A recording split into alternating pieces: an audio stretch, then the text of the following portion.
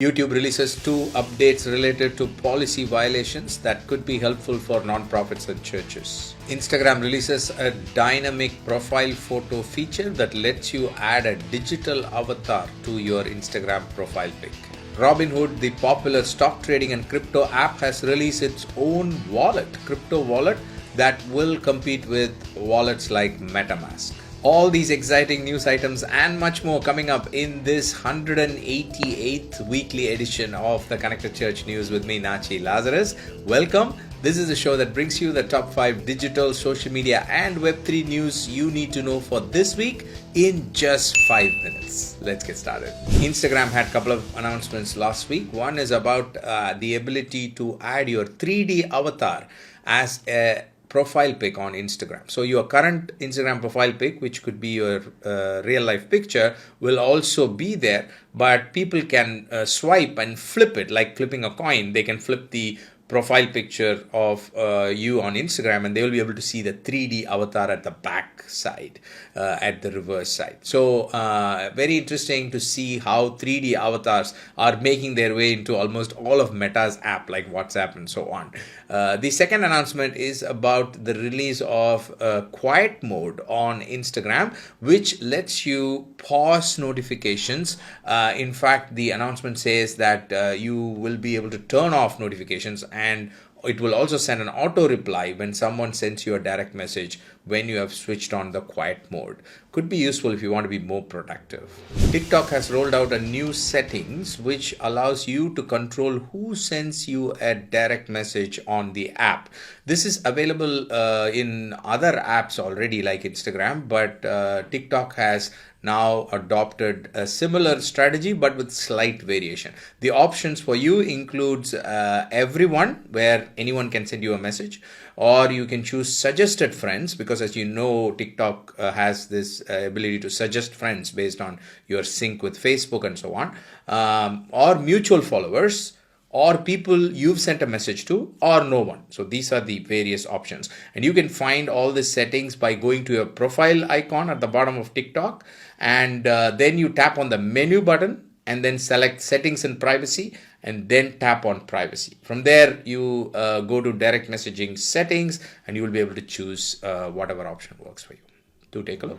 YouTube announced last week that they are rolling out 2 updates to their policy violation support, which could be really helpful if you are focusing on YouTube content creation. I hear from many churches, nonprofits and ministries often that when it comes to policy violations, they do not understand what the violation is, what policy did they violate, where did that happen and so on. So more information could really be useful.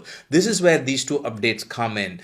First is a guided resolution flow that takes you step by step and helps you understand things like where the policy violation occurred, what was the precise policy that was violated, and what can you do about it, and so on. So pretty helpful update. And along with this, they're also adding timestamps. They're rolling out timestamps step by step. It's not available to everyone at this point, but it will eventually be available to all.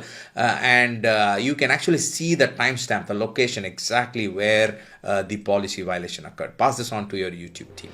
Meta announced last week that they are coming up with new features that are going to be added to Messenger apps end-to-end encryption experience. So these features are going to be within the end-to-end encryption process of communication. These are chat themes, custom chat emojis and reactions, group profile photos, link previews, active status, and even the bubbles on Instagram phones are going to be part of this end-to-end experience. It has been good to see how Meta has been pushing the whole end-to-end encryption across all their messaging apps like Instagram, DMs, WhatsApp, and Messenger, because at the back of it, I think what they have in mind is the cross communication experience, the ability for people to cross communicate between these 3 apps. For that to happen, they need to have end-to-end encryption across board. So I think that's That's what they are pushing towards, which is good for all of us at the end of the day. Robinhood, which is a very popular crypto and a stock trading app, has announced that they are starting to roll out their own version of a wallet, a crypto wallet that will potentially compete with other wallets like MetaMask and so on. They have been in beta for a while now, and if you were one of the beta waitlist users, then you can start using it now. They have already rolled out to 1 million users. The announcement from the GM of crypto in the company says we've started to roll out Robinhood wallet to our 1 million plus waitlist users, and we've made some awesome changes since the beta program based on customer feedback, and excited to get them into your hands. And he has a whole Twitter thread about it, so we will link to it in the show notes. The waitlist, if you're not yet on the signed up for the waiting list, then that is also still open. So we will also you will also find that link in the Twitter thread, and you can still sign up to be on the wait list. If you have any questions, then do leave them in the comment section, or just DM me at Nachi Lazarus on Instagram or on Twitter. We'll make sure we get you the answers. I'll see you next week with another set of news items. Until then, you stay connected and stay blessed. God bless you. Bye-bye.